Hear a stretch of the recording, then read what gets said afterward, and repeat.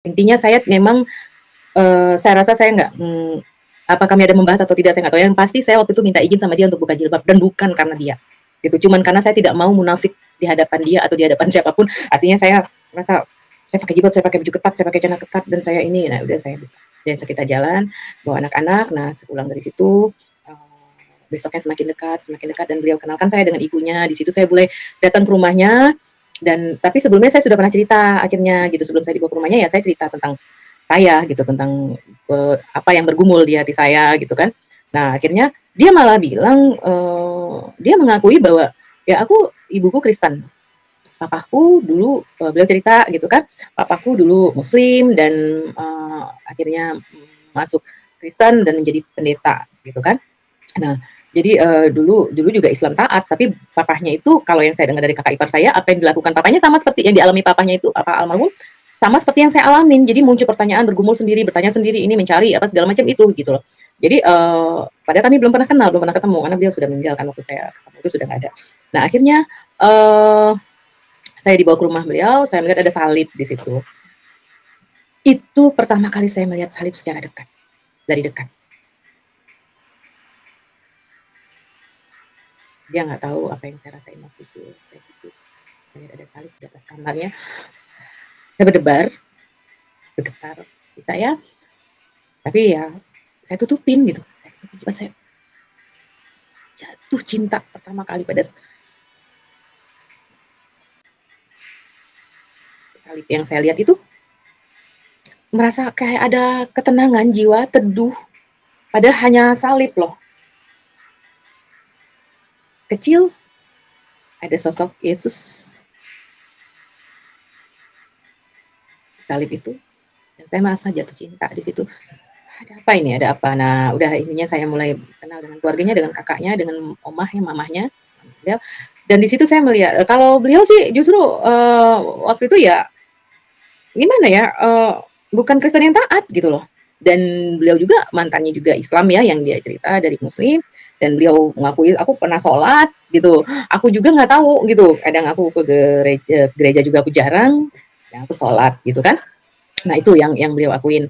Nah jadi, saya cuman berpikir ya, saya nggak bisa belajar tentang Kristen sama beliau, orang dia juga ilmunya kurang, pikiran saya teh maksudnya ilmunya kurang tuh dalam arti, dia juga tidak begitu mendalami ya gitu kan. Nah akhirnya saya belajar sama kakaknya, saya nanya sama kakaknya, saya melihat sosok oma yang begitu taat, teduh gitu kan ini. Nah terus saya dengar dari kakaknya, mulai saya terkagum itu dengan, Kristen itu waktu, kakak bilang, "Oma puasa," gitu. "Oh di Kristen ada puasa juga?" Saya bilang gitu, "Di Kristen ada puasa juga?" "Oh iya di Kristen ada puasa," gitu. "Tapi kok kita orang Islam nggak pernah dengar ya?" Ya karena ternyata di Kristen itu puasanya bukan seperti puasa Ramadan ya gitu kan, ternyata gitu. Jadi puasa itu ternyata di Kristen itu kita pada saat puasa itu kita nggak boleh ada yang tahu kita puasa, kata kakak. Di situ saya mulai makin oh ternyata ini di luar dugaan saya gitu kan. Mungkin banyak orang-orang yang lain juga yang belum mendengar gitu sama seperti saya gitu kan yang dulu, di tempat di agama seagama dengan saya. Nah jadi saya berpikir, oh semakin saya pengen mendalamin gitu. Terus, oma saya dengar lagi ya oma tuh kalau malam, apa, suka berlutut istilahnya, jam 3 malam. Oh, itu kalau dalam Islam kan kayak tahajud. Iya, sama di Kristen juga kita ada. Jadi kalau di Kristen itu kita doanya bisa setiap saat dan kapan saja gitu kan. Di mana sih walaupun dalam Islam juga memang setiap saat dan kapan saja, tapi saya cuma berpikir, wah tapi kan di Islam tuh ada sholat yang diwajibkan, itu yang saya nggak masuk di akal saya gitu, sholat yang diwajibkan. Saya mohon maaf, saya hanya berpikir gini, eee, benar nggak ini perintah Tuhan? Masa sih Tuhan mewajibkan sholat padahal Tuhan tahu hambanya tidak mampu gitu. Sedangkan ada kalimat celakalah orang yang lalai pada sholatnya. Di situ kan saya jadi bergumul yang bener mana sih gitu. Di sisi lain harus sholat tapi kita nggak dapat kekusyukan. Terus kalau dibilang wah kalau kita nggak kusuk berarti masih ada iman kita yang kotor gitu. Ada hati kita yang ini gitu. Uh, saya lihat ada satu kenalan saya yang baik sekali, santun sekali, rajin membantu orang, nggak banyak ngomong apa. Saya tanya, kamu pernah nggak ngalamin sholat nggak kusuk? Sering, hampir tiap hari. Semua orang kita ngalamin sholat nggak kusuk. Jadi saya berpikir ini gimana dengan kalimat celakalah orang yang lalai pada sholatnya. Jadi kita setiap sholat kita lalai berarti kita celaka terus dong. Gitu. Nah masa sih Tuhan sejahat itu? Masa sih Allah sejahat itu? Nggak mungkin, Allah itu nggak jahat pikiran saya. Di situ saya berpikir, jadi sholat ini siapa yang perintahin gitu loh. Itu yang ada di pikiran saya gitu. Jadi akhirnya ya sudah. Nah, tapi pada saat saya mendengar dari kakak ipar saya waktu itu masih kakaknya suami saya ya, Saya lihat si oma, berdoa setiap malam dan, apa namanya, puasa gitu kan. Saya lihat, wah luar biasa ya Kristen ini ternyata, Yesus itu tidak, mewajibkan dan tidak memaksakan gitu. Nah, tapi di situ saya ada lagi mau berhati-hati gitu kan, agak saya warning juga ini ke ini saya, karena kan saya belum tahu mana yang benar, mana yang salah nih gitu kan, maksudnya mana yang tepat, mana yang tidak gitu kan. Untuk jalan saya ya, itu saya tidak berbicara bahwa ajaran ini salah, ajaran ini benar, tapi untuk saya, yang saya jalankan ini yang benar ini yang mana gitu, yang harus saya jalanin gitu. Kembali lagi itu ke saya pribadi. Jadi saya hanya berpikir, tapi Yesus itu kan, manusia gitu, bukan Tuhan. Nah, orang Kristen kan nganggap Yesus itu Tuhan, kan gitu. Nah, sedangkan Tuhan itu kan marah kalau diduain, kan gitu. Jadi kan masih ada benteng lah di saya, tapi di sisi lain ada kekaguman saya gitu, dengan, apa, cara beribadahnya, apa namanya, umat Kristen ya, gitu kan. Nah, terus pada saat saya, apa namanya, sesudah menikah pun, nah, apa, suami saya mulai dekat dengan Tuhan dan sampai pada ada suatu saat dia memutuskan untuk berpuasa, gitu kan. "Aku pengen berpuasa deh, Mi, aku pengen puasa, Mi," gitu kan. Ya udah dia berpuasa, waktu itu saya lupa puasa berapa hari itu kan. Nah, di situ, setiap hari dia berpuasa. Nah, terus saya ngelihat gitu. Jadi dia gini, nggak berani bertamu gitu kan ke tempat orang. Kita bingung gitu loh bertamu ke tempat orang, kenapa?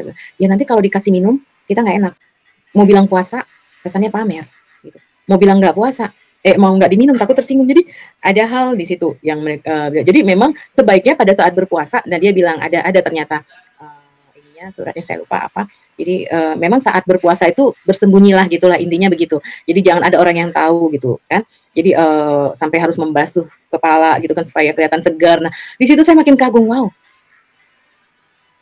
ini luar biasa gitu puasa yang nggak pernah diperlihatkan dan pada saat mau buka puasa pun ini sesudah menikah ya saya alamin beliau mulai ada mau melakukan pertobatan lah gitu atau membersihkan diri karena mungkin selama ini kurang dekat atau jadi beliau pengen berpuasa saya aja yang sudah duluan mempelajari bertanya ini itu saya belum melakukan puasa Kristen gitu jadi dia duluan jadi beliau bilang apa puasa saya nanya kamu pengen dibikinin apa buka puasa? Karena kan dalam Islam kan kita waktu saya masih yang dulu kan kalau puasa itu pasti kita buka puasa kan bikin yang enak-enak gitu, yang apa keinginan kita gitu. Apalagi puasa Ramadan kan gitu, itu kan rame gitu, ada jualan masakan, beli masakan ini, masakan itu setiap hari, ada minuman yang manis-manis kan seperti itu. Saya masih terbiasa dengan tradisi yang seperti itu gitu kan. Nah, akhirnya saya bilang, "Kamu pengen dimasakin apa?" gitu sukanya. Terus dia bilang, Enggak boleh." Aku, apa yang ada di rumah, yang ada dibikin, itu yang aku makan. Loh kok kayak gitu? Kan kamu udah nggak makan seharian. Kamu oh nggak boleh. Dalam dalam Kristen itu kita puasa itu, apa, akan sia-sia puasa kita kalau kita menginginkan makan sesuatu di saat buka puasa gitu. Jadi di situ saya baru mulai gini, ini hakikat puasa yang sebenarnya ya ini gitu. Hakikat puasa yang sebenarnya itu kan mengendalikan diri dari nafsu ya gitu, tahu saya. Di situ saya mulai berdebar hati saya, mulai makin jatuh cinta gitu kan. Jadi saya mulai berpikir, apa ya, luar biasa gitu buat saya, luar biasa ya gitu. Ya sudah, di situ saya mulai mulai mulai mendalami. Nah, eee, pada saat menikah saya sudah mulai dibaptis ya, waktu mau menikah itu saya dibaptis gitu. Nah, sebelum sebelum tapi waktu itu orang tua saya belum tahu, saya belum berani bilang. Jadi saya menikah sama beliau, saya dibaptis dan kami menikah di, gereja gitu. Cuman saya ada rasa ketakutan, keluarga saya belum ada yang tahu bahwa saya, pindah, keyakinan waktu itu dan saya dibaptis itu permintaan saya sendiri, bukan dari keluarga dan bukan dari suami. Bahkan suami saya itu dibaptis bareng sama saya, baru dibaptis tuh. Itu dia bilang, "Aku pengen dibaptis." Jadi udah kita baptis bareng gitu loh. Jadi, dibaptis bareng, nah baru kita menikah gitu. Nah, sesudah itu saya ada rasa bersalah ya sama keluarga. Saya masih bingung karena apa? Saya sayang sama keluarga saya sayang sama mama, sama papa. Walaupun mama sama papa itu orang yang mereka sosok orang tua yang bijaksana sebenarnya. Eee eee tapi kan pasti mereka akan menghadapi tekanan-tekanan dari pihak luar, itu yang saya pikirkan gitu kan. Jadi dilema waktu itu, di sisi lain saya memang sudah saatnya saya menikah gitu kan, untuk mencari, apa ya, eee, kalau dalam Islam ridho Allah ya. Jadi, restunya Tuhan gitu kan, karena sebaik-baiknya hubungan ya kan hubungan yang dalam pernikahan ya kalau sudah ada, rasa, ingin bersama gitu kan. Nah jadi akhirnya kami menikah. Nah sesudah menikah itulah saya mulai tuh bergumul, "Aduh saya bilang nggak ya saya bilang nggak." Akhirnya saya beranikan, saya bilang, "Ma, Dina sudah menikah," gitu. Saya ceritakanlah dengan ini, begini begini, dia saya beranikan jadi by phone waktu itu. Dan saya ceritakan, "Dina mohon maaf Ma, Dina udah masuk Kristen." Saya bilang. Ya wajarlah namanya orang tua ya, pasti sedih, mama sedih dan kaget waktu itu jadi, inilah ramelah cerita itu di keluarga. Cuman ya balik lagi, kebetulan keluarga saya ini memang ya saya tetap salut ya, saya hargai mereka. Sekecewa apapun mereka sama saya, mereka tidak pernah mengancam untuk menyerang saya atau apa, mereka paling ya berusaha ngirimkan ayat ini ke WhatsApp, ayat tentang Al-Qur'an, tentang ini. Nah, saya karena sudah dididik dari kecil untuk menghargai juga ya, saya menanggapi dengan menghargai, saya cuman kasih salam gitu, terima kasih mami. Kalau kita manggil tante itu mami ya, adiknya mama. Jadi tante saya tuh sangat sayang sama saya. Jadi beliau cuma ngirimkan ayat aja. Saya cuma bilang makasih mami. Udah sebatas itu. Jadi kita tidak pernah bertengkar, tidak pernah berdebat. Cuman ya mereka sedih di sana ya, mereka tetap berusaha untuk menunjukkan saya jalan supaya kembali lagi gitu kan. Nah, saya tetap bertahan di situ gitu. Jadi itu. Nah, sampai berjalan waktu apa namanya? sempat saya pulang ke Medan. Waktu itu saya bekerja di Medan, sudah menikah itu kan. Saya pulang ke Medan dan saya dengan suami itu karena dia itu permintaan suami saya, mungkin ya kepolosannya dia kepengen menghargai orang tua saya. Aku pengen nikah lagi di Medan, yang ada mama, karena mama sudah tahu gini. Tapi apa namanya kan, kalau dalam Islam kan nggak boleh pernikahan secara Kristen kan gitu. Nah jadi intinya sih waktu itu kita menikah tapi dengan cara Islam. Itu mungkin kelalaian kita yang mudah-mudahan Tuhan ampunin ya, Tuhan maafkan. Nah jadi kami menikah secara Islam waktu itu. Dan sesudah itu kami kembali lagi ke sini dan ternyata itu kan tidak boleh ya gitu dilakukan ya. Kami sudah minta ampun pada Tuhan, mudah-mudahan Tuhan ampunin. Kita mulai ini lagi kembali ke jalan Tuhan gitu kan. Karena panggilan Tuhan Yesus itu kuat sekali di hati saya. Saya juga bilang sama mama gitu, selama ini juga kita sering by phone. Waktu itu saya ceritakan sampai mama sempat nanya, "Kenapa sih Dina begitu kuat?" Gitu kan. Itu ditanya begitu ya, saya ceritakan satu memang dari penyakit itu yang mama sudah tahu gitu kan, tapi kita berdebat juga, tapi berdebat santun lah ya gitu, tentang Yesus, tentang Nabi Isa gitu kan. Nah itu saya juga kasih ayat-ayat di Injil, saya ceritakan juga tentang puasa apa gitu kan. Nah sampai yang tadinya mama cuman berpikir, mama nggak mau mempelajarin Injil, mama nggak mau, jangan Dina ceritakan tentang Injil ke mama tidak benci orang Kristen kata mama, cuman mama nggak mau dengar. Itu akhirnya saya ceplos, saya bilang, kenapa mama takut? Saya bilang itu. Kenapa mama takut? Kenapa banyak orang Islam takut mempelajari Injil? Saya bilang, kalau memang kita Islam itu yakin bahwa Injil itu nggak benar, ya nggak usah takut, baca aja. Gitu. Karena saya bilang buktinya saya sesudah membaca saya sadar. Nah kalau misalnya umat Islam mulai tersadar sesudah membaca Injil, berarti kan itu baik. Saya bilang, kenapa takut? Kalau kita takut berarti kita nggak yakin agama Islam yang kita jalankan itu benar. Itu yang saya bilang. Coba buka Injil juga, buka juga Kristen, Al-Quran. Itu yang saya lakukan sekarang, Mas. Nah, pelajarin sejarahnya apa semua, udah pelajarin, saya bilang. Nah, cuman akhirnya mama bilang ya udah itu Dina, terserah Dina. Ya, biar gimana pun Dina tetap anak mama tetap sayang sama Dina gitu. Tapi ya mohon maaf, mungkin kita nggak seperti dulu, kata mama. Karena kan memang apa ya itulah, mama kan ada juga ada kebiasaan, saya nggak mau bilang itu apa, kebiasaan yang dia lakukan dulu yang dia belum siap untuk ini. Itu aja saya berusaha positive thinking, tapi ada keinginan yang besar di hati saya. Kadang-kadang setiap saya berdoa di gereja juga, saya merasakan teduhnya di gereja. Setiap di gereja saya menangis melihat Yesus, saya menangis. Yang kalau kata waktu dulu saya sering dengar, orang Kristen tuh kerjanya cuma nyanyi-nyanyi gitu. Bukan dari keluarga saya, tapi dari luar yang saya nggak tahu dari mana-mana. Dulu kan saya sering dengar gitu kan, Kristen itu kan sholatnya ibadahnya cuma seminggu sekali dan kerjanya cuma nyanyi-nyanyi gitu kan. Nah tapi ternyata pada saat saya masuk gereja itu luar biasa gitu sentuhannya. Ya, kalau dibilang masa sih ada magic di situ, kan nggak mungkin gitu masuknya. Maaf, orang bilang ada ilmu dukun gitu kan, nggak mungkin gitu loh. Iseng banget gitu orang gereja ngedukunin kan gitu. Apa mereka tahu bahwa saya dari Islam, segitu banyak yang datang. Nah, saya hanya berpikir gitu. Jadi itu memang natural, memang alami yang saya rasakan. Sentuhan-sentuhan itu setiap saya di gereja, saya selalu menangis, saya selalu tersentuh melihat Yesus. Saya menangis. Apa yang ada di benak saya pertama kali saya menangis melihat gambar Yesus ya di layar itu, sesenggukan saya. Dan itu datang secara alami, itu kan nggak ada desakan dari manapun, tidak ada kalimat-kalimat yang mau mendoktrin saya pada saat kita lagi berdoa itu, pada saya nangis supaya kita jadi makin menangis. Enggak, itu lagi cerita. Kalau dalam misalnya lagi ceramah terus bernyanyi melihat nama Yesus, yang ada di benak saya hanya begini.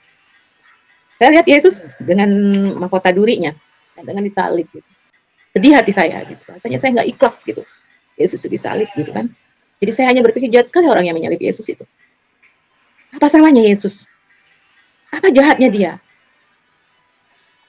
Di situ mulai muncul pertanyaan dan akhirnya pertanyaan itu saya cari jawabannya, saya pelajari semua. Saya hampir tiap hari